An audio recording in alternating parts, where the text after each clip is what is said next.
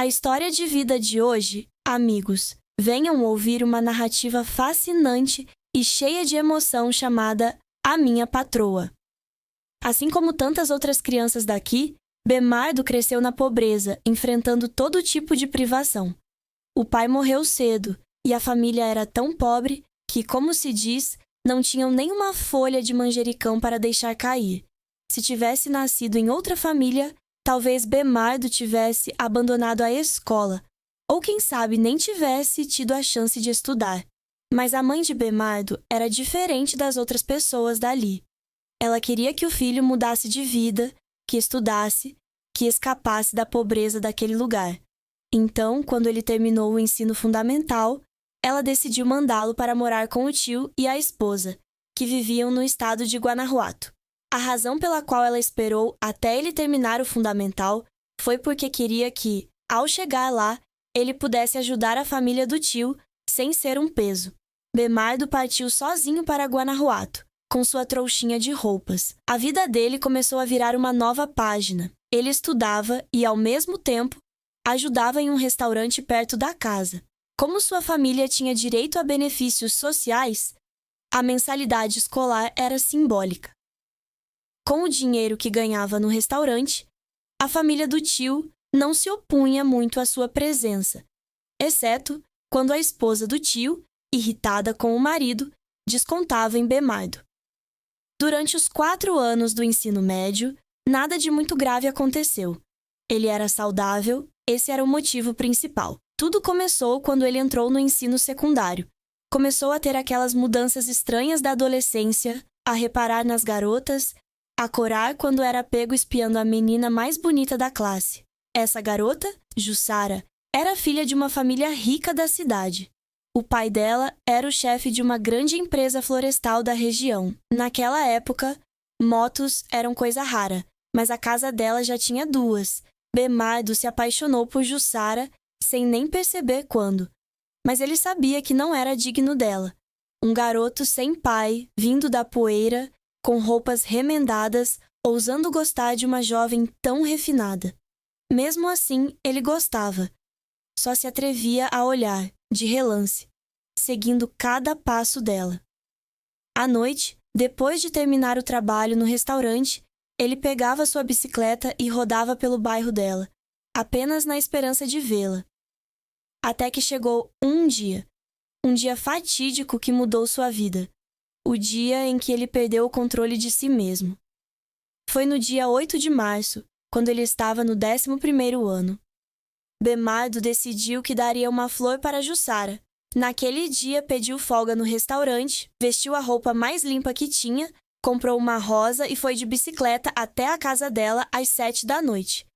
Mas, ao chegar, faltou coragem para entrar. Na frente da casa dela havia outros rapazes, a maioria com motos, todos bem vestidos e arrumados. Ele olhou para si mesmo e virou a bicicleta para outra rua. Ficou rodando sem rumo, voltando ao beco da casa dela, hesitando. Quando via os faróis de uma moto se aproximando, pedalava rápido para fugir. E assim, ele vagou até quase 11 da noite. Foi então que ele tomou coragem e tocou a campainha da casa de Jussara. A empregada abriu a porta e lançou um olhar desconfiado. Bemardo arriscou. "Boa noite. Posso falar com a Jussara? Sou colega de classe dela." Um aceno frio. "Espera um pouco." Pouco depois, Jussara apareceu. Ele ficou paralisado, sem palavras. Ela era linda, de uma beleza indizível. Até hoje, para ele, aquela é a imagem mais bela que jamais esquecerá. Jussara usava um vestido branco que destacava suas curvas perfeitas, com os cabelos cacheados caindo sobre os ombros. Surpresa, ela o convidou para entrar. Ele entrou com as pernas trêmulas. Sentado na sala de estar imensa, sentia-se pequeno diante de um anjo de beleza. Parecia um sapo diante dela. Não sabia o que dizer. Apenas entregou, com mãos trêmulas, a rosa que trouxe para o Dia da Mulher. Não percebeu que a flor estava amassada pelo vento de tanto pedalar rápido. Um sorriso surgiu no rosto de Jussara, um sorriso que ele nunca esqueceria. Havia algo naquele olhar que abalou sua alma gentil. ele viu no sorriso um toque de desprezo, no olhar, um quê de zombaria. Seu rosto empalideceu, as mãos se fecharam com força, e ele baixou a cabeça para esconder as emoções. Jussara permaneceu em silêncio. De repente, ele se levantou. Correu para fora, sem olhar para trás. Pedalou como louco com o rosto molhado de lágrimas. Pela primeira vez, ele sentiu que ser pobre era um pecado. A humilhação o enlouqueceu. Ele pedalou até a margem do rio, destruiu a bicicleta e ficou parado por quase 1 hora, tomado por uma resolução. Uma decisão que mudou o rumo de sua vida. Ele precisava enriquecer a qualquer custo. Nunca mais permitiria que o desprezassem. No dia seguinte, mas nem as lágrimas nem as palmadas dela o fizeram mudar de ideia. Ele prometeu que, na capital, ganharia dinheiro para ajudar a sustentar a irmã mais nova nos estudos. E, se ganhasse o suficiente, voltaria a estudar. Bernardo partiu para a capital com uma mochila, algumas roupas, 5.000 pesos economizados e uma carta escrita à mão, que seu tio entregou a um velho amigo de guerra que poderia ajudá-lo. Ele desceu na estação de metrô, perdido no meio de um mar de gente. Viu de relance mototáxis cercando os passageiros que saíam do trem. Não entendia o que diziam. Estava em pânico, abraçando a mochila com força, caminhando lentamente. Pisou no pé de alguém atrás dele. Ao se virar, antes de pedir desculpas, ficou pálido. O cara tinha cabelo moicano, tatuagens cobrindo os braços. Ele gritou: "Tá olhando o quê? Pisa no pé dos outros e fica parado aí?" Bernardo murmurou: "Desculpe, senhor, é que estou meio perdido." O homem perguntou: "Pelo sotaque, parece que é sua primeira vez aqui, né?" "Sim, senhor, é a primeira vez." "Vem fazer o quê? Tem onde ficar? Para onde vai agora?" Perguntou tudo de uma vez, e Bernardo, sem saber como responder, mostrou o papel com o endereço da casa do tio Sr. Nelson. O homem apontou com o queixo para uma barraca de sucos ali perto. "Vem sentar comigo ali, é perto de onde moro. Quando terminar aqui, eu te levo. Se pegar um mototáxi qualquer, esses caras vão te roubar todo o dinheiro." Ele seguiu o homem, sem saber por que confiava tanto nele. Talvez pelo sotaque familiar. Sentado ali, via que, cada vez que um carro chegava, alguém se aproximava e, pouco depois, voltava para entregar dinheiro ao homem. Mais tarde soube que ele era um protetor da área. Algumas senhoras que vendiam sucos e bilhetes de loteria também vinham pagar aos capangas dele. Ficaram lá até quase 7 da noite, e Bernardo, faminto, não ousava dizer nada. O homem também não falava mais. De repente, ele se levantou, fez um sinal e disse: "Levanta, vou te levar até lá." "Tá bom." Subindo na moto, atrás dele, Bernardo viu claramente a tatuagem na nuca. Um tigre branco, mordendo o pescoço. Sentiu um frio na espinha. O homem perguntou: "Qual é o teu nome? De que estado tu é?" "Meu nome é Bernardo, sou de Oaxaca."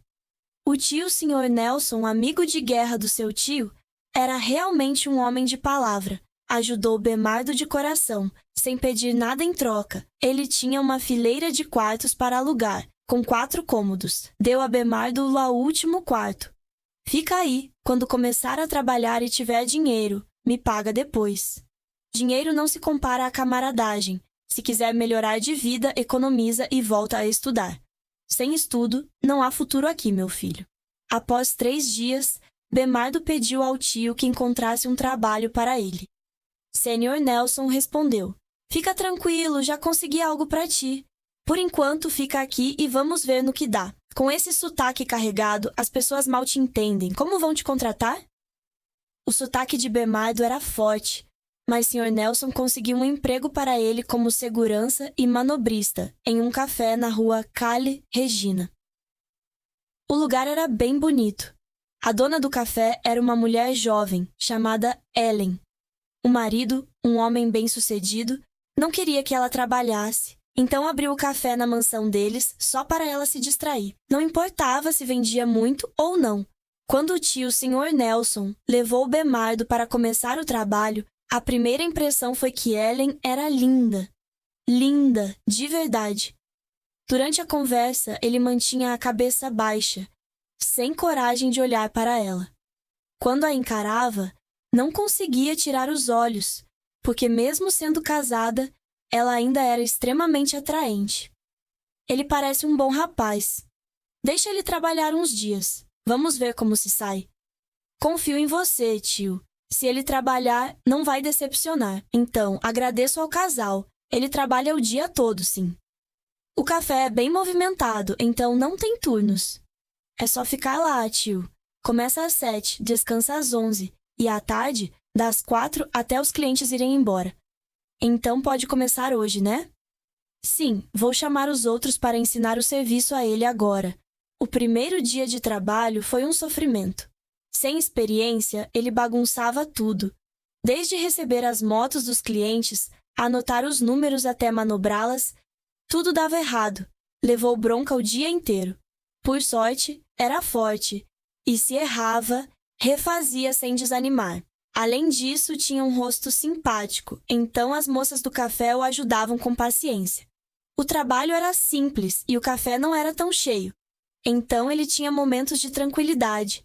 Tudo corria normalmente, exceto por uma coisa nada normal, ele mesmo. Bernardo sentia algo estranho toda vez que via Hélène, a dona do café. Ficava vermelho e nervoso quando ela se aproximava. Estava obcecado pela beleza altiva dela, incapaz de se livrar daquele encanto. Na verdade, não era só ele. No café, todos os funcionários sentiam o mesmo. Os clientes mais velhos olhavam para Ellen como se quisessem pular sobre ela ali mesmo. Para ser honesto, era porque ela raramente aparecia no salão. Se ficasse lá fora o tempo todo, o café estaria lotado, com certeza. Bernardo estava perdido em um sonho com ela. Esqueceu as promessas que fez à mãe, a si mesmo, e até a garota angelical de antes. Agora, em sua mente, só existia Ellen e um único pensamento: como poderia conquistá-la? O café não era muito cheio, então havia poucos funcionários, todos magrelos. Por isso, quando havia algo para fazer, Ellen sempre chamava Bernardo. Esses momentos eram os mais felizes para ele, mas também os mais difíceis, pois ele lutava para se controlar. Não ousava olhar diretamente para ela, e seu rosto ficava vermelho como um galo de briga.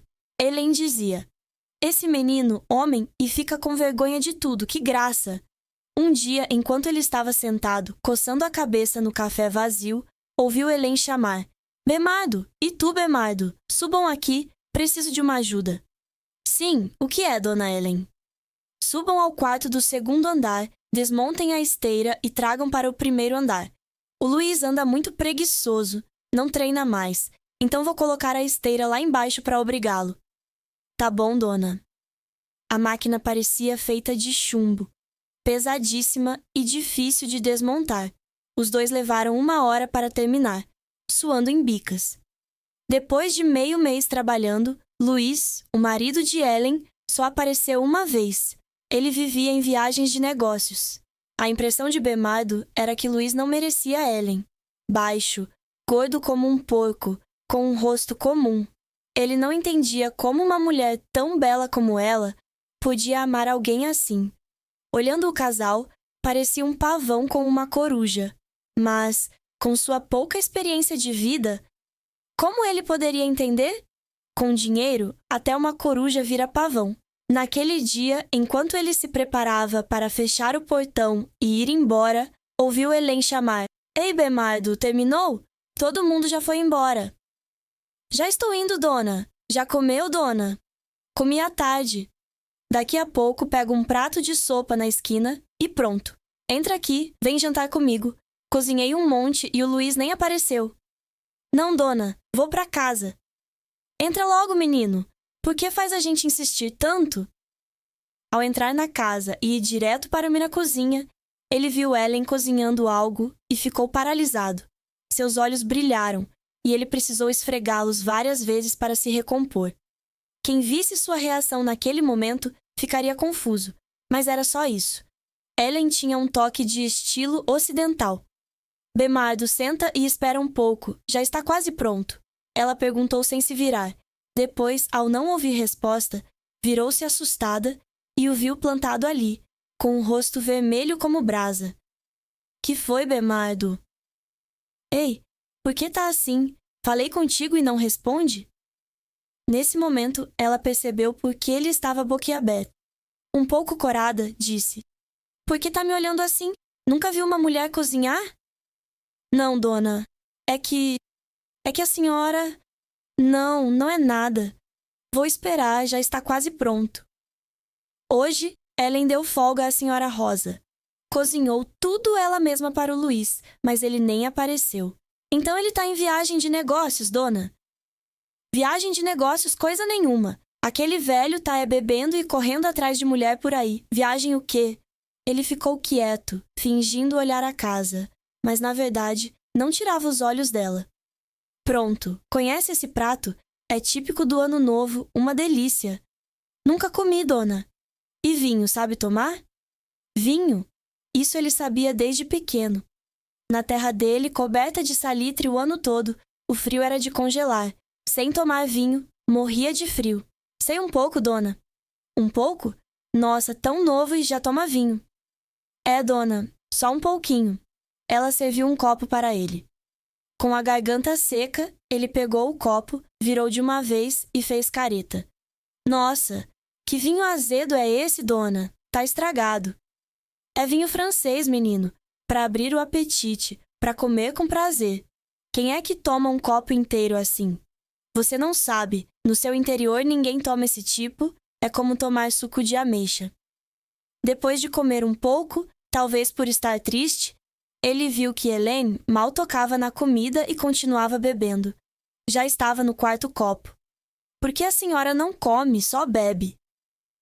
Bernardo, sabe que dia é hoje? É meu aniversário. Nossa, por que não avisou? Se soubesse antes, eu chamava todo mundo para organizar uma festa. Deixa pra lá, não é importante. Até meu marido esqueceu meu aniversário. Liguei para ele vir jantar e ele nem se deu ao trabalho de voltar. De repente, ele quis contar a ela sobre aquela garota. Contou toda a história, sobre a decisão de abandonar a escola. Ellen ouviu em silêncio, às vezes balançando a cabeça. Acho que você se sentiu muito inferior, Bernardo. Talvez tenha interpretado mal o sorriso dela. Não é certeza que ela tenha desprezado seus sentimentos. O silêncio tomou conta, e o clima ficou pesado. De repente, ele viu Ellen abaixar a cabeça na mesa, os ombros tremendo. Ele sabia que ela estava chorando. Desajeitado, nunca tinha enfrentado algo assim. Não sabia o que fazer. Levantou-se, foi até ela, tocou levemente seu ombro, querendo dizer: Não chora, eu te amo. Mas só pensou isso. Ficou parado, sem dizer nada, apenas dando leves tapinhas no ombro dela. Ele saiu com o coração pesado. A sensação era parecida com os dias em que pedalava sem rumo pelo bairro de Jussara. Sentia pena de Ellen, sem mais aquele desejo de possuí-la.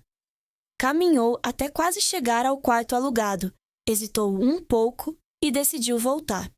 Correu até a rua principal, olhou ao redor e continuou correndo. Parou numa floricultura, escolheu uma rosa e voltou ao caminho anterior. Na frente do café, ficou parado, pensando: entro ou não? Como vou explicar? Resolveu tocar a campainha em vez de abrir o portão. Ouviu-se a porta abrir e uma voz perguntou: Quem é? Sou eu, dona. Você, Bernardo, por que tá aqui ainda? Abre o portão do café para que tocar a campainha. Ele abriu a porta, entrou e viu Helene parada nos degraus que levavam à sala. Ela usava um robe grosso. Que houve, Bernardo? Passei na esquina, vi umas flores tão bonitas. Comprei uma para te dar, feliz aniversário. Ela ficou em silêncio, parecia surpresa. Talvez há muito tempo ninguém lhe desse flores. Quase sem razão, ele puxou Helene pelo pescoço e deu um beijo inesperado em seus lábios macios como veludo. Ela o empurrou rapidamente. Que é isso, menino? Ele não sabia. Olhou para ela e sorriu. Um sorriso que dizia tudo. O corpo dela tremia um pouco, as mãos se esfregando como uma garota apaixonada. Antes de sair, ouviu Helene chamá-lo. O que aconteceu hoje fica só entre nós. Está proibido de contar para qualquer um. Ele trancou o portão e foi embora, o coração cheio de emoções misturadas, entre alegria e tristeza. De repente, ouviu um barulho na porta, mas ignorou. Pouco depois, alguém tocou seu rosto. Ele abriu os olhos. Era Ellen. O rosto dela não mostrava alegria, parecia zangada. Ele ficou surpreso como nunca, olhos arregalados, boca aberta, sem tempo de perguntar. E ainda mais chocante, foi ela quem tomou a iniciativa, dando-lhe um beijo longo e não tão apressado. Ele se levantou, ergueu Ellen pela cintura, beijando seus lábios vermelhos enquanto caminhava. Ao chegar ao quarto, as roupas que a atrapalhavam já haviam sumido. Ele explorou desde os lábios, descendo ao busto, depois as curvas, e sua língua se demorou na selva densa, fazendo-a se perder nas sensações que percorriam seus nervos. Os meses passaram, e Bemardo e Ellen se encontravam às escondidas, quando Luís ficava dias fora de casa. Após idas ao mercado, os dois escapavam para hotéis ou pousadas distantes da cidade, vivendo momentos de amor, até que, 1 ano depois, souberam que Luís foi preso na Espanha por dar drogas a menores durante relações, sendo condenado por estupro, segundo as leis locais. Ele pegou 16 anos de prisão. Ellen aproveitou e pediu o divórcio unilateral no México, que foi concedido sem condições. Ela estava livre dele. Bemardo trabalhou duro e, com persistência, montou uma pequena empresa de consultoria para aluguel de casas e contratação de trabalhadores nos estados vizinhos, graças ao capital inicial que Ellen investiu no jovem marido. Ela, por sua vez, abriu um pequeno café para ajudar nas despesas da família. Desde que teve os 2 filhos pequenos, Ellen ficou em casa, cuidando das crianças junto com a sogra. De vez em quando, ela ia verificar como estavam os negócios na loja. Foi assim que 2 destinos se cruzaram por acaso num romance proibido entre a dona da loja, Ellen, e o jovem ajudante, Bemardo. Mas eles viveram emoções verdadeiras ao se encontrarem e desenvolveram um afeto genuíno um pelo outro, transformando isso num amor caloroso que curou as feridas do passado de ambos. Juntos, eles seguiram o resto do caminho. Na minha opinião, as emoções trazidas por um estranho são algo precioso, verdadeiramente valioso. Sejam boas ou ruins, ainda temos alguém para nos confortar e encorajar na vida, enquanto, por vezes, até os mais próximos não percebem os problemas que enfrentamos ou a solidão que sentimos, como o marido de Ellen. Aqui termina a nossa história. Junte-se à conversa nos comentários deste vídeo e faça parte da nossa família de apaixonados por histórias. Adoramos interagir com nossos inscritos, ouvir suas opiniões e ler seus comentários sobre nossas histórias. O que você faria se fosse o protagonista? Acha que o amor e o afeto justificam aceitar tudo? Se você gosta de histórias que despertam emoções intensas e fazem você questionar seus pensamentos e seu coração, não se esqueça de se inscrever e ativar o sininho para não perder nenhum vídeo. Compartilhe nosso conteúdo com amigos prontos para mergulhar num mundo cheio de fascínio, romantismo e segredos de amores proibidos. Obrigado por escolher nosso canal e se juntar a nós nesta jornada apaixonante e dramática de histórias reais de infidelidade. Esperamos encontrar você nas nossas próximas histórias.